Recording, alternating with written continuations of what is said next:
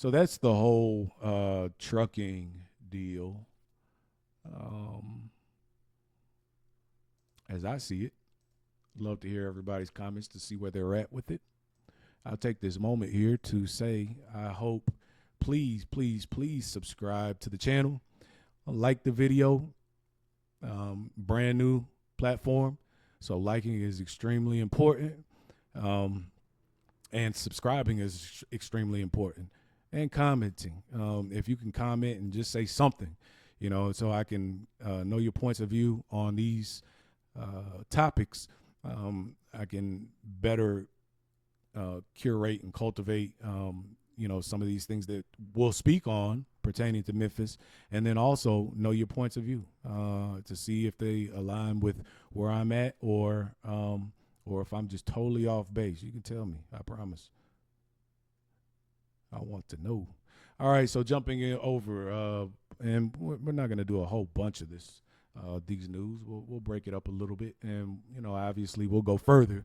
And as things kind of pop up, we'll continue to talk on it. All right. And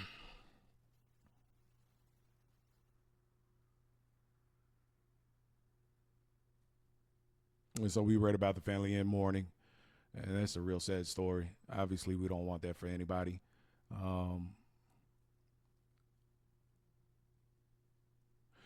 So since we're talking about laws already, we'll jump over to MLGW once again. So if you live in the Memphis area, there was a bad storm that came through yesterday morning. I apologize. Last night. And so over 4,000 MLGW customers without power as temperatures continue to rise in the Mid-South. Again, this isn't the one from yesterday. This is the one from today. And from our friends over at Fox 13 News. So power restored to most MLGW customers after outages in South Memphis. Pretty short, sweet, and to the point. About 4,000 Memphis Light Gas and water customers were without power Friday morning today as the Mid-South in the midst of a heat wave. According to MLGW, 4,293 customers were in the dark due to 72 outages as of 8:30 a.m. By 9:45 a.m., less than 1,000 customers were without power. Outages are spread out across the city, but it appears most affected areas in South Memphis and Whitehaven with more than 1,000 customers. And so they reached out, and I'm sure they didn't get much of an answer other than we're working on it. And there's outage maps available for anybody that's interested. You just go to the MLGNW .com website and go to outage maps, or you can Google MLGNW outage map. It's and I apologize. I don't think that this jumped over to the actual screen, but I read it to you. And this has been an ongoing issue with MLGNW and these outages. Again, we've talked about the lines being buried. I mean, if that's even something that's possible, I understand that things have already been built. I know in some of these newer communities or the newer neighborhoods, they are burying the lines. You won't see as many power lines all over the place because you'll see a pole, but that line is going into the ground. I see a lot of places also, the line might not go into you don't see the line going directly to the home.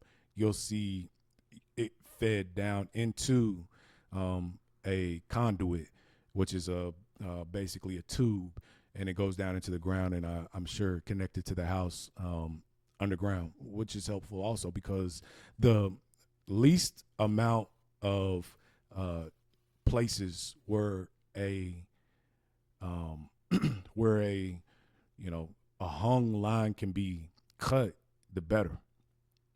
That's easier on the employees of that utilities company. That's easier on us as customers not getting our power for X amount of time. Now, from what they said, and I want to say, MLG and W employees that are on the streets, man, I take my hat off to you. You all do your thing, because you all are out in all types of weather conditions, whether it be hot, whether it be cold.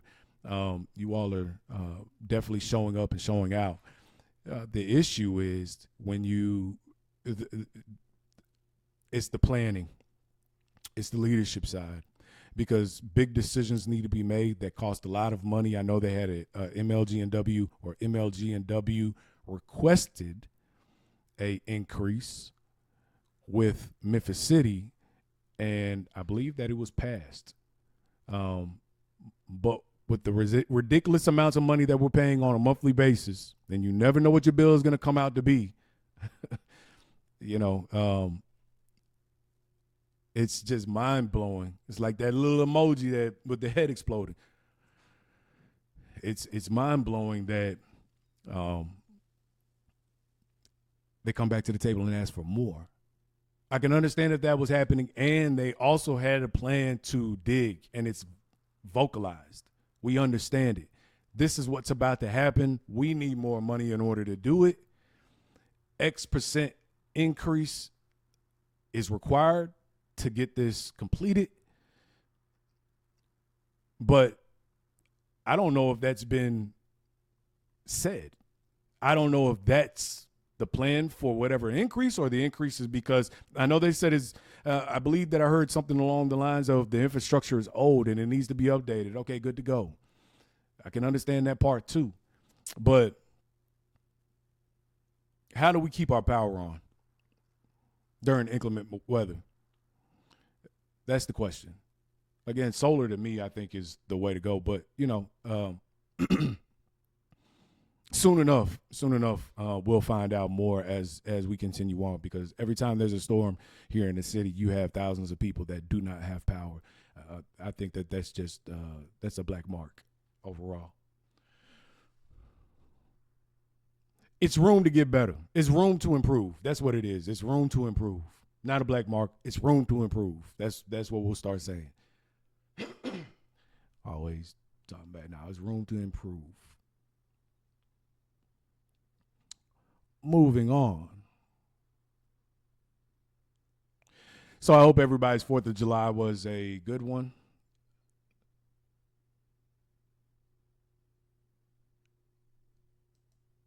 You ate well and got and were able to either view or set off some fireworks if that's what you do. 4th of July is always a good day off to be around your family and your friends and do your thing. So that's a cool deal. All right, so let's take a listen to this story. Suspect arrested after police chase ends in crash. In the Action News 5 newsroom at this hour, 2 suspects are in custody now after a police chase ended in a crash right here. This happened just before 3:30 this afternoon. Memphis police spotted a stolen orange Dodge Charger near Cottonwood Road and Clark Road out in Parkway Village. Police say the Charger then hit a squad car. A chase began. It ended at Chulahoma Road and East Rains Road down by the airport, where officers took 2 suspects into custody. Excuse me. Yeah, yeah, that's yeah.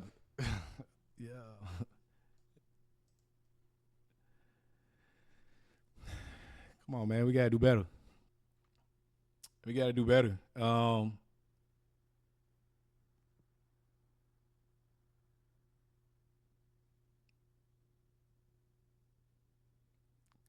I don't even know what to say about that.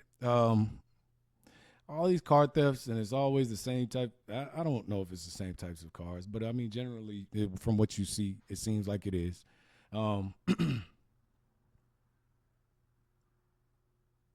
It's just sad, and then to have a high-speed chase or try to run, hit a cop car.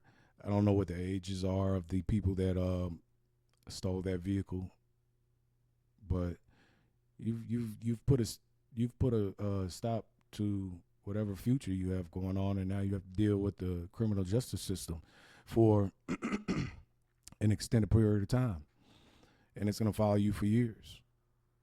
And then all that does is perpetuate more less than ideal decisions, because the opportunities that would have otherwise been there are not anymore.